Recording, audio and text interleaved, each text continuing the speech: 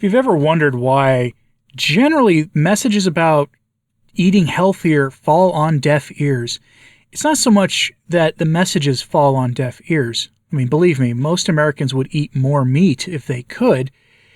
It's that there's a lot of ingrained habits that are barriers to people losing the weight that they need, to losing the body fat that they need, to attain the optimal human health. And a lot of these are cultural or just habitual problems.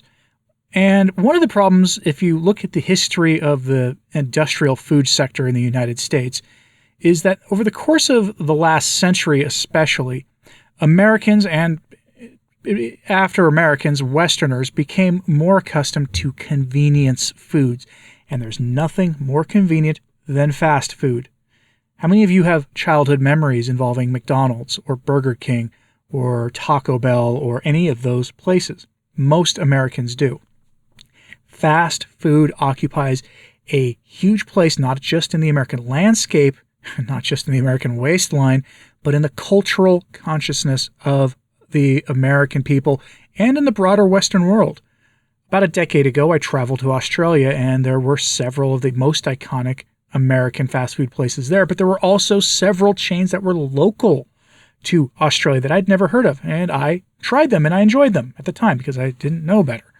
So, how does this factor in as a barrier? Let's go over some statistics. And I got this from a really cool website called thebarbecuelab.com. And tons of data on this website compiled from good sources, put into some really handy basic infographics. And I will just have some of these on the screen for you here. Let's take a look at these statistics, okay? First, most Americans eat fast food 1 to 3 times a week. 3 times a week, think about that. And there are some Americans who eat fast food 2 to 3 times a day, every day. Eating at home is a rare thing for them. A third of Americans are eating fast food on any given day. You ever notice how long those lines are at the fast food places in your town during lunch and dinner, and how you'll see cars there at all hours of the day? Think about it.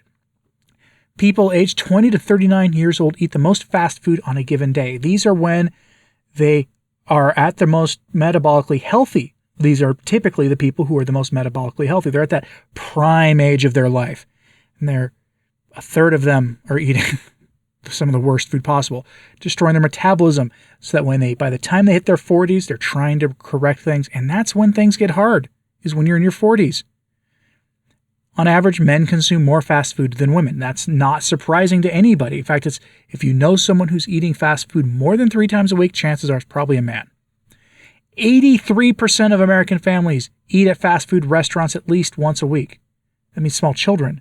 These are habits getting ingrained from an early stage in life. Now remember, how many of you have those fast food memories as a child? I do. You probably do watching this. This is how it gets, perpetuated. The average American household spends a whopping 10% of their annual income on fast food. So if the average American income, I haven't looked it up recently, for an individual adult is $50,000, let's say, or the average income for a household is $75,000, they're spending $7,500 a year at McDonald's and KFC and places like that. Think about how much money they'd save if they dropped dramatically the amount of fast food they consumed. People who earn more money tend to eat more fast food than those who earn lower incomes. That one goes against conventional wisdom. Most of us think it's usually lower income folks who eat more fast food, but that's not necessarily true. And I can tell you this, I used to work for a pizza place as a delivery guy, as a side job to my other job that I had.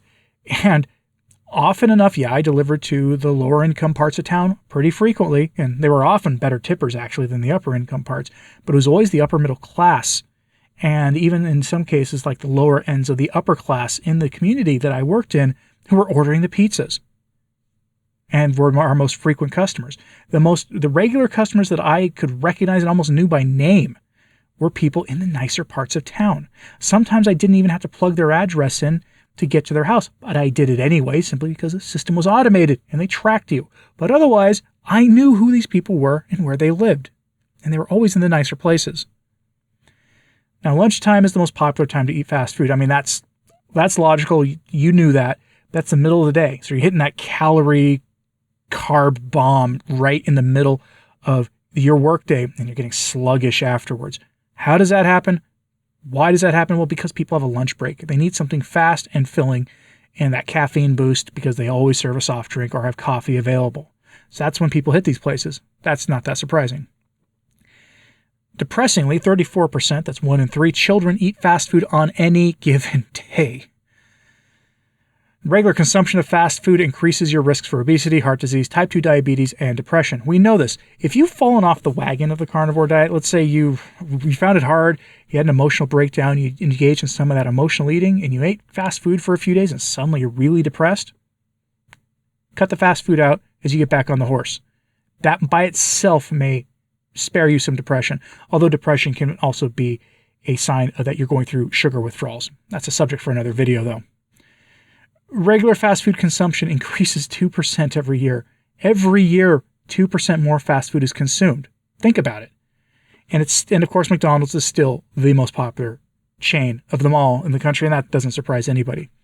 But if you wonder why we're having such barriers to getting the message out, it's because 83% of American families eat fast food once a week, and 1 in 3 people in the United States are eating fast food on a given day, and that most Americans eat it 1 to 3 times a week. And the average age for people are when they're typically at their healthiest as an adult, where they kind of have this assumption that they're essentially going to live forever, that they're not going to become a statistic. And I'm not pointing a finger at them because that was me at one point. That was probably you. That was a lot of people because we weren't thinking.